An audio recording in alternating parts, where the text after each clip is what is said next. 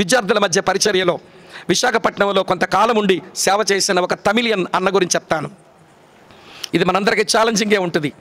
వినండి ప్రియమైన స్నేహితులు, విశాఖపట్నంలో వినండి కస్టమ్స్ డిపార్ట్మెంట్లో పనిచేసేవాడు అన్న. ఏమంటే అనేక మంది విద్యార్థులను చదివించాడు, అనేక మంది భోజనం పెట్టాడు. వినండి, మా ప్రాంతాల్లో స్టూడెంట్స్ మధ్య జరిగే ఈ పరిచర్యలో ఒక కీలకమైన వ్యక్తి అన్న. రంగనాథ్ అన్నకు బాగా తెలిసిన అన్న. అతని ఇంట్లో ఉండి భోజనం తిని అన్నిచ్చిన బట్టలు వేసుకుని అన్న కట్టిన ఫీజుతో చదువుకొని బాగా ఎదిగాడు ఒక తమ్ముడు. ఏ స్థాయికి వెళ్ళాడంటే పిహెచ్డీ చేసే స్థాయికి వెళ్ళాడు. ఇప్పుడు అన్నగారి ఇంట్లో నుంచి రీసెర్చ్ స్కాలర్స్ హాస్టల్లోకి వెళ్ళిపోయాడు. వెళ్ళిపోయిన తర్వాత ఏమైందో, ఏ ప్రలోభానికి లొంగాడో కానీ అన్న మీద, అక్క మీద, వాళ్ళ పిల్లల మీద పిచ్చి పిచ్చి రాతలు ఎవరెవరికి ఉత్తరాలు రాసి ఆయన సాక్ష్యాన్ని దెబ్బతీస్తున్నాడు ఈ తమ్ముడు. తీస్తూ ఉంటే ప్రియులారా, అన్న చాలాసార్లు అడిగారంట, తమ్ముడు ఏంటి నీ ప్రాబ్లం, ఎందుకని వాళ్ళకి ఇలా రాసావంట, వీళ్ళతో ఇలా మాట్లాడుతున్నావంటే చెప్పడం లేదు. లోపలేదో స్కార్స్ ఉన్నాయి, లోపలేవో గాయాలు పెట్టుకున్నాడు, ఆ పుళ్ళు పెట్టుకుంటున్నాడు, చేదేని వేరుగా మారిపోయింది.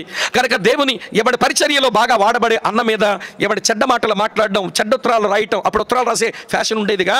కనుక ఆయన సాక్ష్యాన్ని భద్రం చేస్తుంటే ఇక నేను ఎట్లా అడిగినా కానీ వీడు క్షమించడం లేదు, చేదైన వేరు నా మీద పెట్టుకున్నాడని అన్న చేసే పనింటో తెలుసా, రీసెర్చ్ స్కాలర్స్ హాస్టల్కి వెళ్ళాడు. కొంతమంది ఫ్రెండ్స్తో మాట్లాడుకుంటున్నట్ట, నేను మా తమ్ముడితో మాట్లాడడానికి వచ్చాను, నాకు కొంచెం టైం ఇస్తారంటే ఆ రీసెర్చ్ స్కాలర్స్ హాస్టల్లో ఉన్న వాళ్ళు బయటకు వచ్చేసారు. అతనేమో నిలబడ్డాడు, అన్న ఎదురుగా నిలబడి తమ్ముడు అన్నాడు. ఏంటి తమ్ముడు, పో ఇక్కడి నుంచి అన్నాడు. నా వల్ల నీ కలిగిన ఇబ్బంది ఏంటి తమ్ముడు, ఎందుకు ఇలాగ నా సాక్ష్యాన్ని పాడు చేస్తావు, చెడ్డ మాటలు రాస్తున్నావు, చెడ్డ మాటలు మాట్లాడుతున్నావు, ఇది నీకు తగునా తమ్ముడా, సేవలో ఉన్నాము, ఎంత మంచి పరిచయం జరుగుతుంది వైజాగ్లో, అటప్పుడు ఇలా చేయటం మంచిది కాదు తమ్ముడా అంటే కోపంగా అంటున్నాడట, get out, leave me alone, get out from here అన్నాడు. అన్న చేసిన పని ఏంటో తెలుసా, అతను ఎదుటి నుంచి అలాగ నడిచి వచ్చి తలుపు వేశాడు, గడి పెట్టాడు. ఈ గుండెలో రాయిడిపోయింది. అన్న ఏమైనా కొడతాడా అన్నట్టుగా, ఏవండి పాపం భయపడ్డాడట ఆయన చెప్పిన మాటే. వినండి ప్రియులారా, అన్న ఎవడు తలుపు గడి పెట్టి లోపలికి వచ్చి మోకరించి కాలు పట్టుకుంటున్నాడు.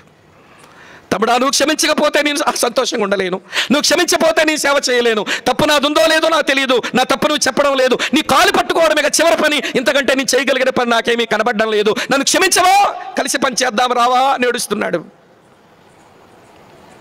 తప్పైంది లేదు. నీ ఒంట్లో ఉన్న రక్తం ఈ అన్న ఇంట్లో తిన్న భోజనం, నీ ఒంటి మీద ఉన్న గుడ్డ ఈ అన్నగారు ఇచ్చిన బట్టలు, ఈరోజు నువ్వు ఫీజులు కట్టుకొని స్థాయికి రావడానికి గల కారణం అన్నగారు పడిన ప్రయాస.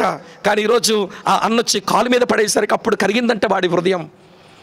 అన్నంటాడు, ఆడి తప్పుగా దెయ్యమట్లు చేసినాడులే అంటున్నాడు. మళ్ళీ ఆడు తప్పు చేశాడని కూడా అనడం లేదు ఈయన. ఆయన ఎవరో కాదు, అన్న జూలియస్ గారు. మన తప్పైనా క్షమించమని అడగం, కానీ మన తప్పు లేకపోయినా ఎదుటి వాళ్ళు కాలు పట్టుకున్నాడు చూడండి, అదండి దైవ లక్షణం.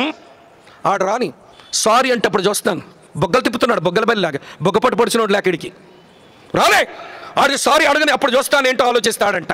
క్షమించడానికి వాయిదాలు వేస్తారట. అరే నీ తప్పున్నా తప్పు లేకపోయినా అతనేదో నీ దగ్గర తప్పుంది అనుకుంటున్నాడు. ఎవడి కాలు పట్టుకునే స్థాయి వరకు వెళ్ళిన ఒక ఆధ్యాత్మిక నాయకులు ఈ పరిచర్యలో మన ముందు పితరులుగా ఉన్నారు. వాళ్ళ జీవితాలు మనం చదివి కూడా చూసి కూడా ఇంకా నేర్చుకోకుండా నేను అన్న క్షమించలేనన్నా, అక్కడ క్షమించలేనన్నా, ఏమిటండి ఇది మనకు తగునా, ఇది కుదరదు.